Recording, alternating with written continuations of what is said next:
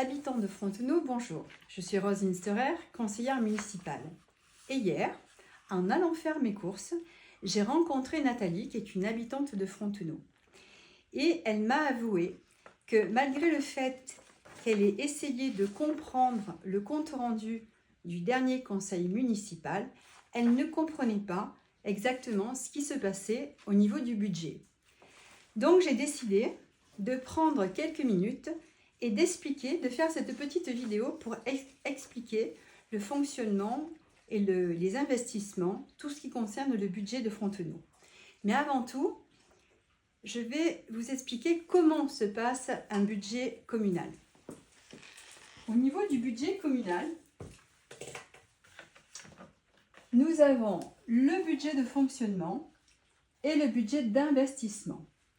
Le budget de fonctionnement, c'est tout ce qui concerne le fonctionnement de la commune. Donc, on va dire que dans les dépenses, nous avons l'électricité, le gaz, tout ce qui est entretien, frais de personnel, services incendie, etc. Au niveau des recettes, nous avons les impôts, les taxes, les dotations, location immobilière, que ce soit des appartements ou salles, et puis du divers. De ce compte de fonctionnement découle soit un excédent, c'est-à-dire que les recettes sont supérieures aux dépenses, soit un déficit, c'est-à-dire que les dépenses sont supérieures, aux recettes. Cet excédent, lorsqu'il existe, est reporté dans le budget d'investissement si nous en avons besoin. Et là, au niveau du budget d'investissement, la commune a des projets pour les habitants de la commune.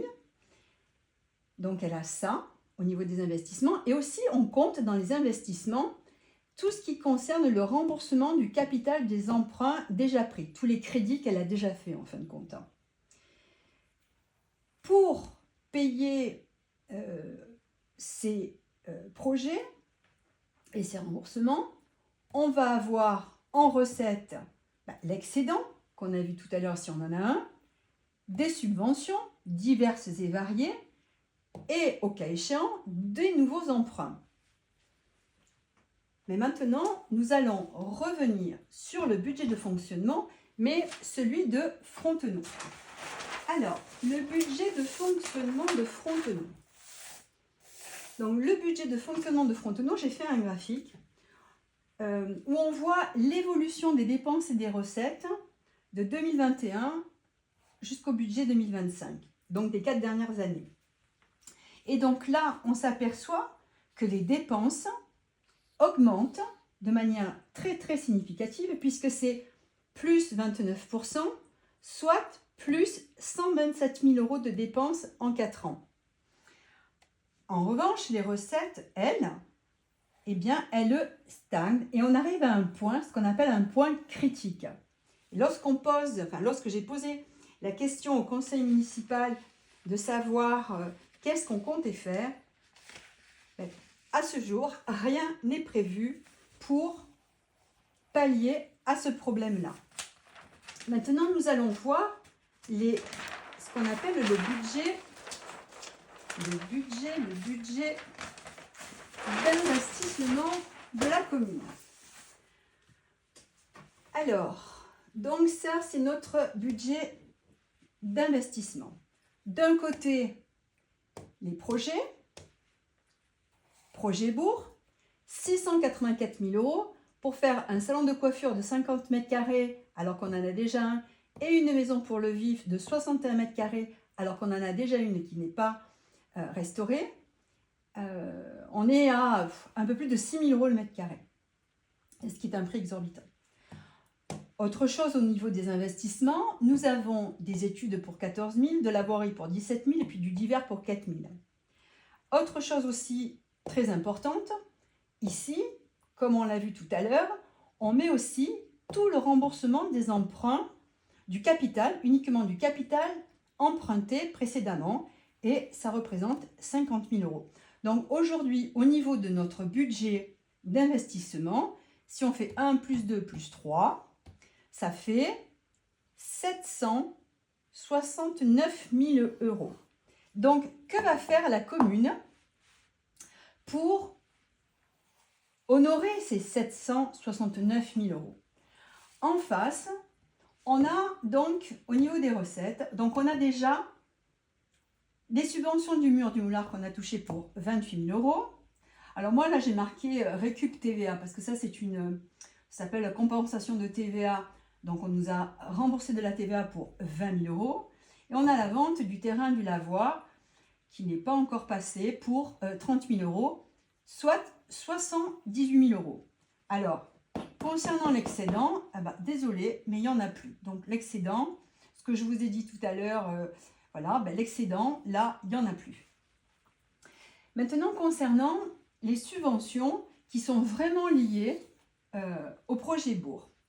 On a demandé 80% de subventions là-dessus, soit 444 000 euros. Donc, au niveau des subventions, on a demandé à l'État 202 000 euros. On a demandé au département 96 000 euros. Et on a demandé à l'Europe 146 000 euros.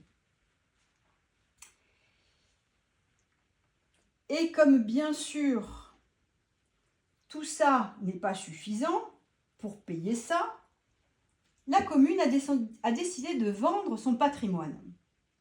Donc elle a décidé de vendre l'hôtel, plus elle a décidé de vendre un terrain qu'elle a acheté il n'y a pas très longtemps, un terrain à aménager, qu'elle a acheté 37 000 euros, qu'elle veut revendre 50 000 euros. Encore une incohérence, mais bon. Par contre, j'ai fait des petits calculs. Alors, non, il y a une chose importante que j'ai oublié de vous dire. Au niveau du département, elle avait demandé 96 000 euros.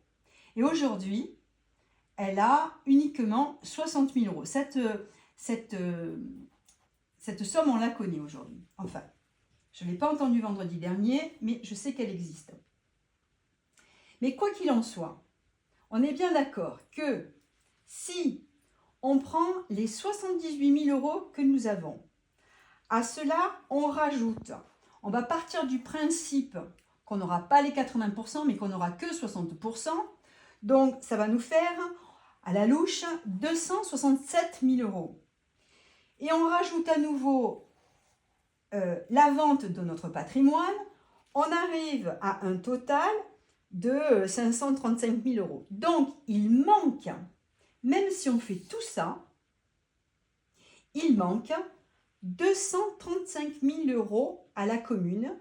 Et je vous le rappelle, il manque 235 000 euros à la commune pour faire quoi?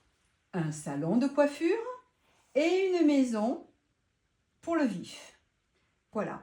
Alors, c'est sûr, quand j'ai expliqué tout ça à Nathalie, elle est restée un peu bouche bée parce que c'est pas du tout ce qui transparaît lorsqu'on lit ces documents. C'est pas du tout ce qui... Voilà, c'est pas significatif quand on lit le compte rendu du budget. Bien, écoutez, j'espère que je vous ai éclairé.